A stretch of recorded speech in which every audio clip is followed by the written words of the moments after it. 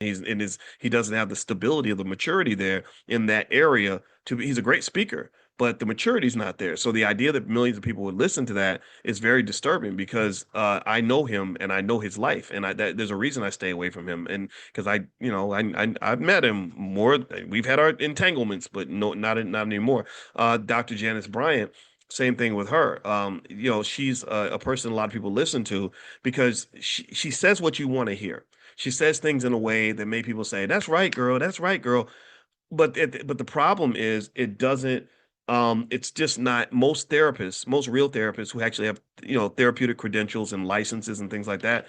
They look at this and they kind of cringe. I've talked to some therapists about it, and they cringe because they're like, "This is bad therapy." So black people, unfortunately, when you're getting bad advice and bad information from people that are not qualified to speak on the topic they're speaking on, it's showing in the outcomes. It's showing in the broken relationships. It's showing in the destroyed families. It's showing in the reduced marriage rates. It's showing in declining black wealth. It's showing in so many other ways. And so that's me. I'm not gonna bring this up anymore because when you say someone's name, I know it becomes touchy and tacky, but I have to say that name because, or those names, because that's something that was really strange to me. I don't really get it. Somebody telling you what you want to hear is not the same as somebody telling you things that are going to help you grow. All right. And I hope I can say that and still be loved, but I'm sure I won't be by somebody. All right. So moving on.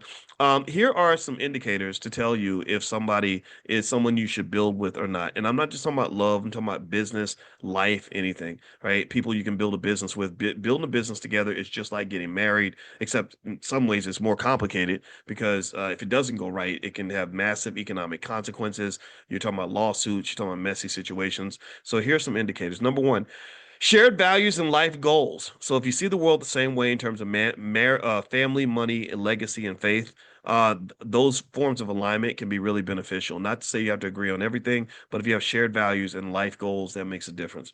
Emotional maturity and conflict skills. Lord, jeez, that is such a big one. If you have good conflict resolution skill, that makes a big difference. I'm going to tell you a secret about marriage. Every married person in here, give me a yes if you're married. Every married person in here, I think, would agree with this. You're gonna have conflict. You are not gonna be on the same page in everything. Just because you married don't mean you're gonna get along every single day and understand each other every day. So the emotional maturity, like the ability to sit back and listen, or not overreact, or remaining calm during volatile situations, that is absolutely paramount to the ability to get along with a person. I mean, so somebody gets triggered, they say some stuff that makes you mad, you want to snap, you best not snap. You better woosah, learn these techniques. The therapists are great. They got these techniques. They're like, okay, you go breathe, you go somewhere by yourself, you breathe 10 times, breathe in and out in the square, do all those things. I'm gonna tell you that saves so many relationships. And you want to deal with people who do the same thing. You don't want to be the only person who's saving your relationship. You want to be with somebody who also wants to save the relationship, which goes back to what I was saying before. What do you value? You and I are homies. You and I are business partners. You and I are in a marriage. Do we value this relationship?